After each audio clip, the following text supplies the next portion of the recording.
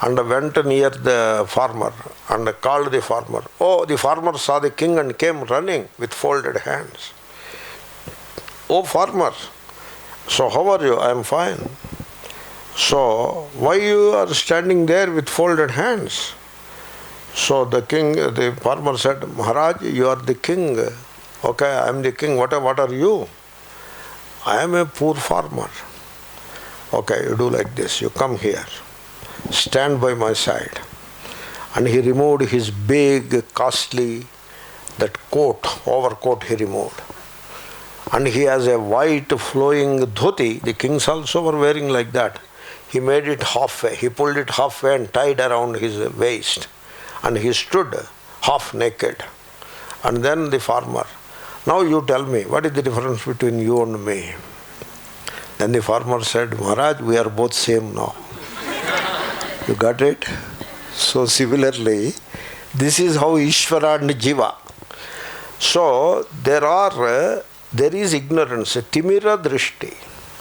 Timira Drishti is some kind of eyesight defect. What they call, so the glaucoma or even cataract, one of them, whatever it is, one of them. So that is the Timira Drishti, means you don't see properly. So Shankara said in one place, Taimirikaha, the one who has, say, cataract defect, he sees 2 moons. We all have, I don't hesitate to say, we all have this cataract in the eye of knowledge. So, because we see multiple gods. Like the cataract guy sees 2 moons. Hey, 2 moons are there. So, suppose the cataract guy is playing cricket, he will see 2 balls. That is how it is. And we all see 2 gods. Sometimes male god and female god. Sometimes father god and son god. Kya baat hai? So this is the cataract vision. Very distorted vision. So there is an aberration in our vision. That is the Timira Drishti, aberrated sight. What is this Timira Drishti? Raga Adi Klesha. Klesha is a affliction of the mind. That is called Klish. Becomes Kleshaha, the affliction of the mind. So what are the raga? Attachment, we have seen. Dvesha, aversion. Abhinivesha, fear of death, born out of identification with the body. That is called abhinivesha. Once you are identified with the body, then unbeknownst to you, the fear of death will settle down in your psyche. In the youth, it remains dormant, the fear of death, but as the middle age and old age comes, it comes up. Therefore, people, especially old people, they are waiting to die, still afraid of death and afraid of life also. This is how they live. This is the raga, dvesha, abhinivesha. These are the kleshas. And avidya is in the source. That is the source. Avidya is ignorance. It is the source of all these problems. And then there is asmita. There are 5. Asmita. Asmita is egoity. So this is these 5. Avidya, asmita, raga, dvesha, abhinivesha. These 5 are in place. That is jiva. These 5 are not there. That is Ishvara. You see, you define Jiva and Ishvara correctly. Suppose you define, you don't mind my saying some of these things. Suppose you define Ishvara as the consort of a lady called Lakshmi Devi. Suppose that is what Ishvara is. Then you cannot even think, even in the wildest of dreams, you cannot think of identity with that Ishvara. Now the division is just fixed there. How can you think of somebody else who is he is with his wife, and how can you say you are one and the same? It is a huge problem, and therefore duality remains in place. That is not how you have to define Ishvara. You cannot have Advaita that way. Then what kind of Advaita you will? You are, this guy is the husband of Venkamma and Bhagavad is the husband of Lakshmi Devi. How can there be Advaita? Venkamma's husband is Venkamma's husband only. Right? It is silly. There is sometimes I sympathize with the Dvaita people because they are aghast at the idea of oneness. How can we be one? We cannot be one. That is how. That's why the blemish lies in the very definition of Ishvara, in the very understanding of Ishvara. The blemish lies. That's why I gave you the example of king and farmer. The difference lies only in the conditioning. The king is dressed in one way, he conducts himself in one way, he lives a life of one particular kind, whereas the farmer is dressed differently, his lifestyle is different. That is how difference comes. But essentially, they are the same human beings. There is oneness. Similarly, you take the Chaitanyam or Samvit, which is the awareness. This awareness, it is sullied by avidya, asmita, raga, dvesha, abhinivesha. These impurities have entered into this Chaitanyam and made it very constricted and bottled up. That Chaitanyam is Jiva. You take away these impurities. It is like take impure water and filter it, and so now you get pure water. Similarly, these impurities are taken away. Means you examine the attachment. What is there to get attached to? You know that you are not attached to anything. The attachment is gone. Once attachment is gone, aversion is gone. Don't identify with the physical body. Disidentify with the physical body. Perseveringly disidentify. Then the fear of death is gone. I was not born and I am not going to die. The fear of death is gone. The egoity, you work on it and get rid of the egoity, as we have seen in the morning. So become the impersonal awareness. The egoity is gone. So these four gone means their origin, namely avidya, is also gone. Now the awareness is now freed. It is becoming freed. So Swami Ranganathananda used to say, Jiva is the infinite embedded in the finite body. Still infinite. Jiva is still infinite, yet embedded in the finite.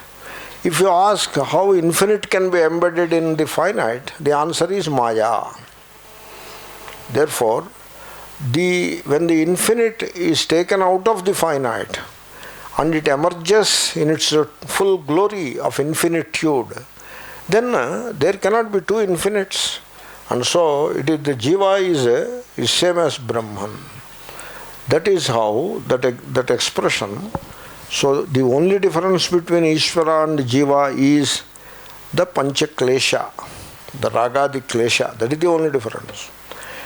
In the absence of that difference, the awareness which you call Ishvara and the awareness which you term as Jiva are the same awareness. Therefore, Jiveshvarayoha abhedaha. That's why he defines Ishvara very correctly. That is how you have to define Ishvara. So that Ishvara, you have to contemplate, you have to worship, mental worship, you know. How to worship mentally? Nitya yuktaha, satata yukta santaha, upasate. So they worship. These devotees, they worship. Worship means contemplate. They contemplate upon Ishvara. Some actions will be there. Actions happen. You don't do actions. Actions happen. So the natural thing happens naturally. It is like the breathing happens. The blood circulation happens. Same way, the perspiration happens. The summer weather is coming. You people perspire, so that happens. You don't perspire. You sit and perspire. No, you don't perspire. Perspiration happens. So all these things happen. Similarly, seeing happens. Hearing happens. Thinking happens. Everything happens. There are only happenings. There is no doer. There is no doer. Therefore, So what I was saying, all actions happen. You need not get hung upon what about actions, etc. They will happen. So you don't do them, they happen. So need not worry about, if we constantly contemplate upon Ishvara, who will cook the food? You won't cook the food.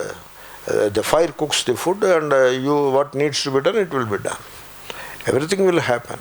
So you are advised to contemplate upon Ishvara in an uninterrupted way. It is not difficult. Suppose you are cooking food. You are cooking food for God in the form of husband, for children in the form of, for God in the form of children.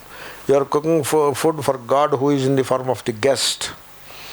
And then you are cleaning the house for the welfare of God in the form of household members.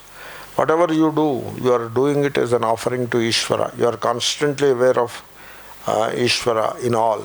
You give water to the plants. In the summer, you have to put water to the plants. You do that because there is God in all those plants. But you don't pluck flowers and all that. You should not do that. Leave them alone. Be extremely sensitive to all life. So, if you are okay with somebody coming and pinching you all the time, are you okay with that? I don't think so. Then don't do any such thing to the plants and all that. Don't pinch them. So give water. If you have to give water, please do that.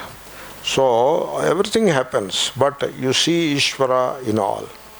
And when somebody approaches you, you be conscious of the Atma in the other person. The person is the other, but Atma is not the other. In Atma, there is no other. That is Ananya. The other doesn't exist in Atma. Body the other, mind the other, Atma not the other. Atma is always Ananya. That is the Ananya Bhakti. Okay? So this is how you maintain a stream of consciousness, a stream of God consciousness. That is the Nairantaryena Hi Machittataya Ahoratram Ativahayanti. So Nityayuktaha Upasate. They are contemplating with the yoga that is timeless. Timeless yoga. Nityayuktaha Upasate. Why?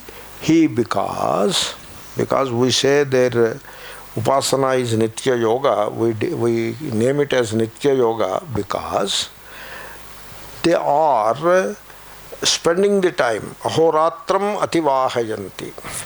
They allow the time to flow. Time flows, you know. You don't carry the time forward. Time flows. And then you allow the day to flow. But the day flows, but your God consciousness remains in place. And now the day is replaced by the night, Ratri. But the God consciousness is not replaced. You see, people, they go to the office, and so they are conscious of the office work and duty.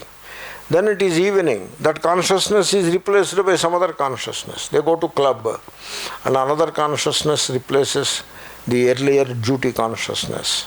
So like that, the consciousness is, the content is getting replaced all the time.